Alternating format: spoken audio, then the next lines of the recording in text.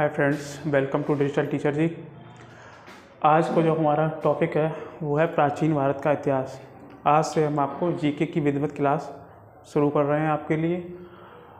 और प्राचीन भारत का इतिहास में से भी हम भारत का जैसा कि आपको पता हुआ इतिहास 3 भागों में बांटा जाता है: प्राचीन इतिहास, मध्यकालीन इतिहास, आधुनिक इतिहास। तो उसमें भी मैं आज प्राचीन इतिहास का शुरुआत कर रहा हूँ, प्राचीन भारत का इतिहास। मैंने आपके लिए सब पूरा डेटा तैयार कर रखा है, इस पर लिख रखा है। आज आप लोग कमेंट में बताना लिखा हुआ सही है या आपको डायरेक्ट लेक्चर दिया जाए। क्योंकि पहला दिन है तो आज मैंने लिख रखा है इस पर। आइए फ्रेंड्स, शुरुआत करते हैं। स्रोत के आधार पर इतिहास को 3 भागों में बांटा गया है। स्रोत यानी जो सोर्स होते हैं, सोर्स जानते हो? सोर्स मतलब जो ज़मीन से मिलते हैं। कभी हमने एक्जावेट खुदाई कर दी तो सिक्का, कॉइन्स मिल गया, सील्स मिल गया, या किसी के अशोक के जैसे पिलर मिल गए, तो ये सारी, या किसी के टेक्स्ट बुक्स मिल गए। बुक्स जो बहुत सारे राइटर्स ने बहुत पहले लिखी थी, इससे आपके वेद हैं 4, आपका रामचरितमानस, बहुत सारी बुक्स हैं। तो इस टाइम में जो आपकी बुक्स हैं, आपके कॉइन्स हैं, आपकी सील्स हैं, ये सारी चीज़ क्या कहलाती हैं? स्रोत। तो इन्हीं स्रोतों के आधार पर इतिहास को 3 भागों में बांटा गया है। नंबर 1 प्रागैतिहासिक काल, नंबर 2 आदि ऐतिहासिक काल, नंबर 3 ऐतिहासिक काल। प्राग ऐतिहासिक काल उस काल को कहते हैं जिस काल के हमारे पास लिखित साक्ष्य उपलब्ध नहीं है। यानी उस काल का इतिहास जिसके हमारे पास रिटन एविडेंस मौजूद नहीं है। दूसरा आदि ऐतिहासिक काल, जिसके लिखित साक्ष्य तो उपलब्ध हैं, लिखित साक्ष्य तो हमारे पास उपलब्ध हैं, लेकिन इनको पढ़ा नहीं जा सका। एग्जाम्पल बता देता हूँ इसका। इसमें आता है पाषाण काल। बोलो, पाषाण काल का एक भी लिखित साक्ष्य उपलब्ध है क्या? नहीं। वो तो हमें कहीं से गुफा मिल गई, कहीं से कुछ मिल गया, उसके द्वारा हमने पता लगा पाया कि काल रहा होगा। दूसरा हमारा है आदि ऐतिहासिक काल। इसके लिखित साक्ष्य तो हैं, लेकिन इनको डेजी पर पढ़ा नहीं जा सका। इसमें आती है आपकी हड़प्पा सभ्यता। हड़प्पा किसी सभ्यता से बहुत सारी मोहरें मिली हैं, सील कॉइन्स मिले हैं। तो क्या उनको अब तक पढ़ा जा सका है? नहीं सर। तो ऐसी ऐतिहासिक काल जिसके लिखित साक्ष्य हमारे पास उपलब्ध हैं, लेकिन इनको अब तक रीड नहीं किया जा सकता है, इसको कहते हैं आदि ऐतिहासिक काल। ऐतिहासिक काल में आपका वैदिक काल से लेके अब तक का सारा जितना आधुनिक इतिहास है, वहाँ तक का जितना भी इतिहास है वो ऐतिहासिक काल में आता है। मतलब ऐसा इतिहास जिसके लिखित सोर्सेज भी उपलब्ध हैं और जिनको पढ़ा भी जाता है और हम लोग पढ़ भी रहे हैं। तो हम लोग एक्चुअल में वैदिक सोर्स से ही पढ़ना शुरू करते हैं। तो वैदिक से लेके मॉडर्न हिस्ट्री तक का जो जितना भी सोर्सेस है, जितना भी रिटर्न है, वो सारा किस में आता है? ऐतिहासिक काल में। फ्रेंड्स, आपके तीनों में अंतर बिल्कुल क्लियर मैंने कर दिया, आपको समझ में बात आ चुकी होगी। अब बात करते हैं, अब चूँकि पाषाण काल है, अब आते हैं पाषाण काल पे। चूँकि हमारा चैप्टर क्या है? पाषाण काल। तो पाषाण काल उस काल को कहा गया जिसमें मानव ने पत्थर के हथियार, पत्थर के टूल्स, पत्थर से आग जलाना, यानी सारे जो उनके जो वर्क थे वो पत्थर के द्वारा किए गए। चाहे पत्थरों में रहना हो, पत्थर से आग जलाना हो, पत्थर के हथियार हो, तो पत्थर के प्रयोग की वजह से ही इस काल को कहा गया पाषाण काल। मोटा तौर पे पाषाण काल को भी हम लोग 3 भागों में बांटते हैं। इतिहासकार इसको 3 भागों में बांटते हैं। पूरा पाषाण काल यानी मानव थोड़ा पुराना था, थोड़ा डेवलप्ड हुआ। मध्य पाषाण काल थोड़ा और आगे बढ़ा, नव पाषाण काल थोड़ा और आगे बढ़ा तो नव पाषाण काल। जैसे हम लोग नहीं करते हैं, पहले 3G, फिर 4G, फिर 5G, बस सेम ऐसी इनकी भी सीरीज है। मानव की भी सीरीज होती है, तो सीरीज है एक तरह से। तो उसमें भी मैं बात करूंगा पुरा पाषाण की। सबसे पहले पुरा पाषाण काल उस काल को कहा जाता है जब बिल्कुल मानव बिल्कुल नया था, यानी अपने शुरुआती एज में था, शुरुआती इरा में था। एज नहीं, इरा बोलेंगे, तो शुरुआती युग में था। ये बात है आपकी, इसका टाइम पीरियड है आज से लगभग 25 लाख साल पहले। BC का मतलब है बिफोर ऑफ यीशु के जन्म से पहले। BC का मतलब BC AD को मैं बाद में बता दूंगा आपको फिर किसी लेक्चर में। तो 25 लाख साल पहले इसके प्रथम खोजकर्ता थे रॉबर्ट ब्रूस हुट। थे इन्होंने एक स्थान है पल्लवरम पड़ता है आपका मद्रास में। कहाँ पड़ता है? मद्रास। अब मद्रास नहीं है, अब तो उसे चेन्नई बोलते हैं। तो यहाँ पर इन्होंने खोज की हैंड हैंड एक्स की। यानी पूरा पाषाण काल की पहले एविडेंस की खोज किसने की? रॉबर्ट ब्रूस फ्रूट ने। और क्या निकाला? पल्लवरम नामक स्थान से हैंड एक्स खोज निकाली। क्योंकि पाषाण काल है तो कुल्हाड़ी भी किसकी होगी? पत्थर की, लोहे की नहीं होगी। ठीक है, ठीक है। इस काल में इंसान आखेटक जानते हो? हंटिंग करना, संग्राहक, इकट्ठा करना, यानी हंटिंग एंड गैदरिंग। शिकार किया, इकट्ठा, अपने कुछ दिन इकट्ठा करके रख लिया, उसको यूज किया, उसको जिंदा ही मार दिया उसको, और फिर उसको भूना भी नहीं, कभी कभी तो डायरेक्ट ऐसे ही तो कच्चा खा गए। कहने का मतलब पूरा आपकी लैंग्वेज कह सकते हो, इंसान नॉन वेज था, बिल्कुल नॉन वेज, मांसाहारी।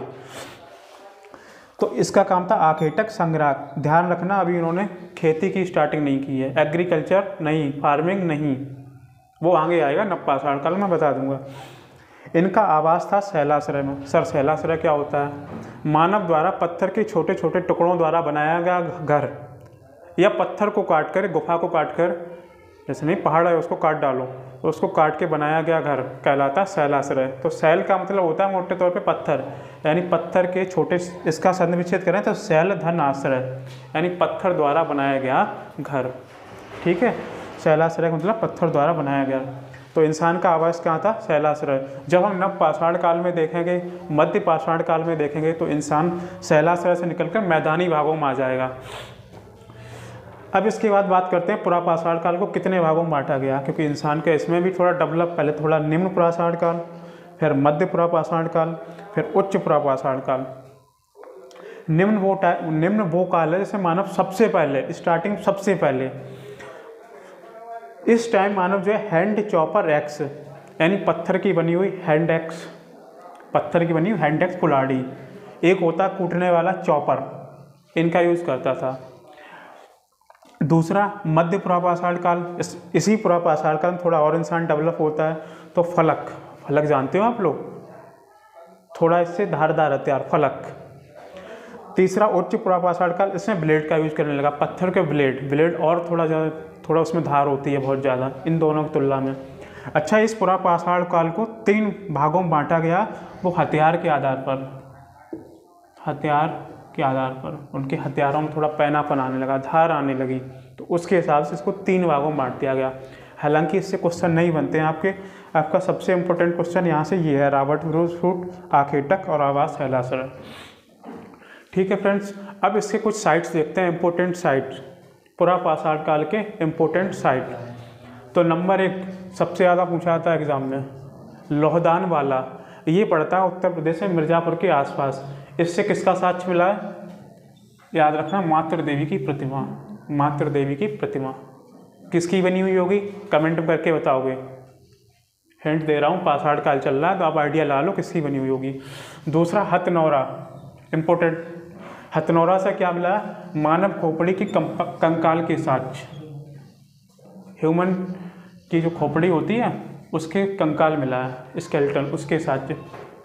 तीसरा इसमें इम्पोर्टेंट है अतिरमपक्कम, अतिरमपक्कम से क्या मिला है? हैंड एक्स, साउथ इंडिया में पड़ता है मद्रास की तरफ, हैंड एक्स, हाथ की कुल्हाड़ी, पत्थर की बनी हुई हाथ की कुल्हाड़ी। इसकी अगली जो साइट है वो है भीमबेटका, भीमबेटका पड़ता है मध्य प्रदेश में। इससे मिला सबसे पुराना शैलाश्रय, शैलाश्रय माने उनके रहने के लिए जगह, मानव के लिए, यानी सबसे पुराना मानव के रहने के लिए जगह का साक्ष्य मिला है, वो आपका भीमबेटका मध्य प्रदेश से। प्लस इस जो शैलाश्रय थी उस पर इन लोगों ने चित्रकारी भी की थी, जो पूरा पाषाण काल के मानव थे उन्होंने चित्र तरह तरह डिजाइन भी बनाई थी। ये फिगर जो ऐसा रहा होगा उसके मन में वैसा बनाया होगा फिगर, चित्र। तो पूछा जाता क्वेश्चन कि प्रथम चित्रकारी के प्रमाण कहाँ में मिलते हैं?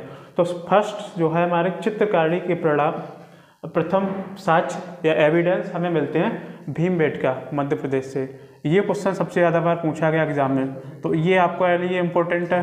मैं इम्पोर्टेंट आपको बता दूं, एक जो यूपी पीसेस जाते हैं, यूपी के एग्जाम में जाते हैं, तो उसके लिए सबसे इम्पोर्टेंट है लोहदान वाला, लोहदान वाला। ध्यान रखना, लोहदान वाला से मातृ देवी की प्रतिमा, फिर से मैं रिपीट कर रहा हूँ, हथनौरा से मानव खोपड़ी के साक्ष्य है कहाँ पर? एमपी में। अतिरमपक्कम से हैंड एक्स कहाँ पर है? मद्रास में। भीमबेटका कहाँ पर है? मध्य प्रदेश में। क्या मिला है? शैलाश्रय, रहने का घर। मानव चित्रकारी का प्रथम साक्ष्य या प्रमाण, सबसे ये। दूसरा इनका ये भी याद रखना, जैसे मध्य पाषाण काल के भी बहुत स्थल होंगे, नव पाषाण काल में भी स्थल होंगे, तो कभी भी प्रश्न ये भी आता है कि निम्न में से लोधानवाला किस काल से संबंधित है, तो लोधानवाला आपका पुरा पाषाण काल से संबंधित है, मध्य से नहीं है, नव से नहीं है, इसलिए उन तीनों को अलग अलग याद करना पड़ेगा। ऐसे ही कभी कभी यूपीपीएससी से आपने देखा होगा मैचिंग फॉर्मेट क्वेश्चन पूछ लेते हैं, चार साइट इधर से देंगे और इधर स्टेट बदल देंगे, यूपी एमपी ऊपर नीचे कर देंगे और मैच करवा लेंगे, तो इस फॉर्मेट में भी आपका क्वेश्चन बन सकता है। और इस वीडियो में हम चर्चा करेंगे मध्य पाषाण काल पर और नव पाषाण काल पर। मध्य पाषाण काल आपका चला 10,000 BC से 4,000 BC तक, नव पाषाण काल चला 10,000 BC से 1,000 BC तक। ऐसा इसलिए है कहीं कहीं पर मध्य पाषाण काल था तो वहीं पर कहीं कहीं मानव जो थोड़ा डेवलप हो गया था, तो वहाँ पे जहाँ पे डेवलप हो गया था नव पाषाण काल की शुरुआत हो गई थी। अच्छा, पिछले चैप्टर में एक चीज़ मैंने बताई, वो बताई थी आग की खोज, मैं बताना भूल गया था। तो आग की खोज जो है आपकी, आग की खोज हुई थी आपकी पुरा पाषाण काल में, पुरा पाषाण काल 1,00,000 BC पूर्व, 1,00,000 BC। शुरुआत करते हैं, आइए। यहाँ पर मानव आखेटक पशुपालक, वहाँ पर इंसान था आखेटक और संग्राहक। यहाँ पर आखेटक पशुपालक, आखेटक माने हंटिंग शिकार करना, पशुपालक मतलब और उसने साथ साथ पशुओं का पालना भी शुरू कर दिया। और इसका हमें साक्ष्य मिलता है, पशु पालने का प्रथम साक्ष्य आदमगढ़ MP, पशु पालने का प्रथम साक्ष्य, पशु पालने का प्रथम साक्ष्य। और वो पशु कौन था? कुत्ता, डॉगी। तो इंसान ने पहला किस पशु को पालतू बनाया? तो आपका था कुत्ता, डॉग। और किस जगह इसका साक्ष्य कहाँ मिला? आदमगढ़ में। अब प्रश्न आया किस काल में?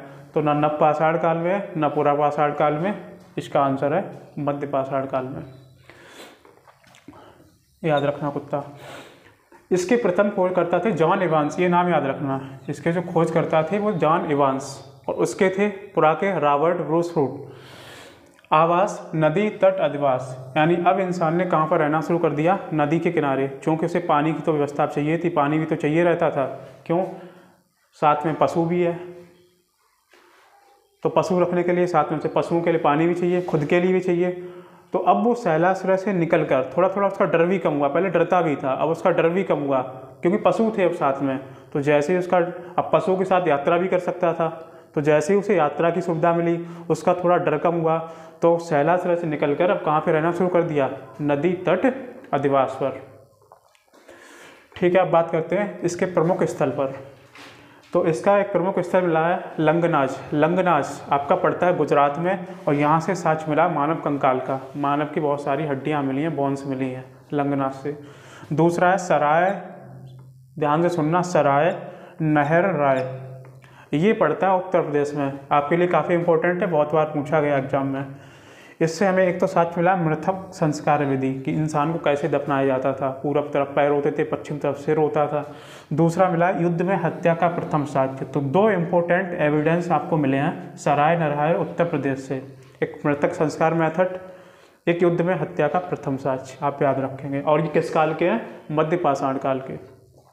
अगला है मैदा, ये भी मिला उत्तर प्रदेश से, फिर से आपके लिए अत्यंत ही इम्पोर्टेंट है, बहुत इम्पोर्टेंट मैदा। यहाँ पर साक्ष्य मिला है स्त्री पुरुष को एक साथ दफनाने के साथ। लॉजिक मत लगाना सर सती प्रथा हुई, नहीं, सती प्रथा तो बाद में आई है, इस टाइम इंसान जानता होगा सती प्रथा नहीं। तो ये एक साक्ष्य मिला है दफनाने का, लेकिन तुम सती सिस्टम को उससे आप लोग कन्वर्ट मत कर लेना कि ये सती सिस्टम सर हो गया, नहीं, ये बस है। तो स्त्री पुरुष को एक साथ दफनाने का साक्ष्य हमें मिला है मैदा उत्तर प्रदेश से। ये भी बहुत बार पूछा गया एग्जाम में। अगला स्तर है बागौर।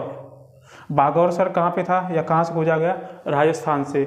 इसमें सबसे बड़ा मध्य पाषाण काल, इस पाषाण काल का सबसे बड़ा आवास स्थल मिला है, नदी तट पर जो रहता था उसका सबसे बड़ा आवास स्थल। तो पूछा जाएगा मध्य पाषाण काल का सबसे बड़ा आवास स्थल हमें किस जगह से प्राप्त हुआ है? तो उस साइट का नाम है बागौर, राजस्थान। फिर भी अगर कुछ भी आप भूल जाओ, ये दो सबसे ज़्यादा इम्पोर्टेंट हैं, ये आपके यूपी एग्जाम में बार बार पूछे जाते हैं, बार बार। चलिए एक बार फिर से रिकॉल करते हैं। इंसान ने अब रहना कहाँ पर शुरू कर दिया? नदी तट पर। पहले आकेटक था, अब भी आकेटक है, लेकिन तब संग्राहक था, इकट्ठा करता था। अब नहीं, अब साथ साथ क्या हो गया? पशुपालक, आने जाने में सुविधा हो गई इस वजह से। और मानव ने पहला डोमेस्टिकेट, पहला पेट एनिमल किसको बनाया? कुत्ते को, डॉग। और किस काल में? मध्य पाषाण काल में। आग की खोज, ध्यान रखना, ये पूरा पाषाण काल की है, 1 लाख BC पूर्व की। सराय नहर राय, मैदा, 2 इंपॉर्टेंट इसकी साइट्स हैं। सराय नहर मृतक संस्कार, युद्ध हत्या का साक्ष्य, और जबकि मैदा में स्त्री पुरुष को एक साथ दफनाने का साक्ष्य हमें प्राप्त होता है। ठीक है फ्रेंड्स, अब चलते हैं नव पाषाण काल पर। नव पाषाण काल के प्रथम खोजकर्ता थे डॉक्टर प्राइमरोज। डॉक्टर प्राइमरोज नव पाषाण काल में ही आपके पहिया नहीं होता लकड़ी का, पत्थर का, जो भी बनाया पत्थर बनाया होगा मोस्टली, क्योंकि पाषाण काल पढ़ रहे हैं। और प्लस कृषि। सर कृषि कैसे संभव हो पाई? अगर कभी भी आपसे कारण पूछ लिया है तो कृषि इसलिए संभव हो पाई क्योंकि पशु पालने लगा। पशु पालने की वजह से अब यात्रा करना और माल को एक जगह दूसरी जगह पहुंचाना, प्लस उसका डर भी खत्म हो गया। इन सारी वजहों से उसने किसका प्रारंभ कर दिया? कृषि का। और इंसान थोड़ा डेवलप भी हो गया। और भी इसका रीजन था क्योंकि खोज किसकी वो कर चुका है? आग की। तो इन सारी वजहों से ही, और पहिए की भी खोज है, तो इन सारे कारणों से ही उसने किसकी स्टार्टिंग कर दी है? खेती करना, फार्मिंग करना। आप लोग कमेंट में बताओगे इंसान ने सबसे पहले खेती किस फसल की? ये आप लोगों के लिए मैंने क्वेश्चन यहाँ पे छोड़ दिया, आप लोग कमेंट करके बताना, नहीं अगले वीडियो में मैं बता दूंगा। अब इंसान कहाँ पे रहना लगा? मानव ने कहाँ पे रहना शुरू कर दिया? अब मानव रहने लगा गर्त एवं स्थायी। गर्त क्या होता है? ज़मीन पे थोड़ा खोद लो, गड्ढा कर लो, उसके ऊपर से कुछ मिट्टी वगैरह बना लो, तो गर्त में रहने लगा। और जैसे ही गर्त में रहना शुरू कर दिया, वैसे ही अब क्या हो गया? परमानेंट, स्थायी। अभी क्या था? 4 दिन इस नदी किनारे रुका, 4 दिन उस नदी किनारे रुका, 4 दिन इस सैलासराय में रहा, 4 दिन उसमें रहा। नहीं, अब पशु की होने की वजह से, और सबसे प्रमुख कारण है कृषि। जहाँ पे कृषि उसने फसल की है, अब वो डेफिनेटली वहीं पे रहेगा। तो उसी कृषि के कारण, इसका मैं रीज़न बता रहा हूँ, इसी कृषि के कारण उसे क्या होना पड़ा? स्थायी, परमानेंट सेटलमेंट। और जब उसने कृषि शुरू की तो अब हो गया प्रथम खाद्य उत्पादक। यानी अब खेती के द्वारा खाने वाली बहुत सारी चीज़ें होती हैं, गेहूँ, जौ, इन सब की सारी खेती शुरू हो गई, तो खाद्य उत्पादक बन गया। ये पॉइंट आप याद रखना। ये बनाया आपका नव पाषाण काल में, पुराण नहीं बनाया। फिर से आप लोग समझ लो, आपकी खोज तो पुराण में हुई, कुत्ते को पालतू बनाया मध्य पाषाण काल में, लेकिन पहिए और कृषि का आविष्कार होगा आपका नव पाषाण काल में। ठीक, अब बात करते हैं नव पाषाण काल के प्रमुख स्थल। तो सबसे पहला है मेहरगढ़, बलूचिस्तान, जो आज पड़ता है पाकिस्तान में। इससे सबसे पहले मिला है कृषि का प्राचीनतम साक्ष्य। क्यों? कृषि शुरू कर दिया तो जाहिर तौर से कृषि के एविडेंस मिले होंगे। तो मेहरगढ़, ये एग्जाम में बहुत बार पूछा गया, मेहरगढ़ से किसके साक्ष्य मिले? तो कृषि का। और किस काल का है? नव पाषाण काल का। अगला है बुर्जहोम। बुर्जहोम में हमें एक साक्ष्य मिला है मालिक के साथ कुत्ता दफनाए जाने के साक्ष्य। मतलब जो उसका मालिक था, उस मालिक के साथ ही मरने के बाद कुत्ते को दफना दिया गया। तो ये हमें साक्ष्य मिलता है बुर्जहोम कश्मीर से। और साथ में ये भी पता चलता है कि कुत्ता या कोई भी जानवर को इंसान ने पाल रखा होगा, डोमेस्टिकेटेड कर रखा होगा, ये भी हमें साक्ष्य मिलता है इससे। अगला है कोल्डेवा। कोल्डेहवा ये पड़ता है उत्तर प्रदेश में। और यहाँ से हमें सबसे पुराना साक्ष्य मिला धान की खेती। तो धान की खेती के साक्ष्य कहाँ से मिले हैं? धान की खेती ये मिले हैं कोल्डेवा, उत्तर प्रदेश से। अगला है चौपानी मांडो। इससे हमें विश्व के सबसे पुराने, इंडिया के नहीं, विश्व के सबसे पुराने मृदभांड के साक्ष्य मिले हैं। मृदभांड सर क्या होता है? कुछ नहीं, इसको मिट्टी या पत्थर से बना लो, मापने तौलने या किसी वस्तु को रखने के काम आता है। एक तरह टूल से मान लो, मृदभांड मिट्टी का बना हुआ आता है, इतना समझो। तो मृदभांड के साक्ष्य मिले चौपानी मांडो, उत्तर प्रदेश से। अगला है चिरांद। चिरांद एक स्थल पड़ता है बिहार में, चिरांद। इससे हमें हड्डी के उपकरण मिले हैं। हड्डी के जो उपकरण थे वो हिरण के सींग के बनाए गए थे, हिरण के सींग के, डियर के, हिरण के। बिहार वाले इसको याद रखेंगे, चिरांद बिहार से हड्डी के उपकरण। उत्तर प्रदेश वाले चौपानी मांडो, बार बार पीसीएस में पूछा जाता है। कोल्डेवा बार बार पूछा जाता है यूपी पीसीएस में। तो कोल्डेवा उत्तर प्रदेश में धान की खेती के लिए। चौपानी मांडो मृदभांड, चौपानी मांडो से क्या मिले हैं? मृदभांड। हालांकि मधुमक्खी के छत्ते की तरह से यहाँ घर भी मिले हैं, लेकिन मेन रूप से याद रखना मृदभांड के साक्ष्य मिले हैं चौपानी मांडो, क्योंकि फेमस है, विश्व के सबसे पुराने मृदवांड के साक्ष्य। मेहरगढ़ से कृषि का प्राचीनतम साक्ष्य, कृषि का, एग्रीकल्चर का। तो ठीक है, मैंने आपको ये सारा लिखा हुआ समझा दिया। अब इसके बाद आपका अगला चैप्टर आएगा हड़प्पा की सभ्यता। ठीक है, थैंक यू फ्रेंड्स।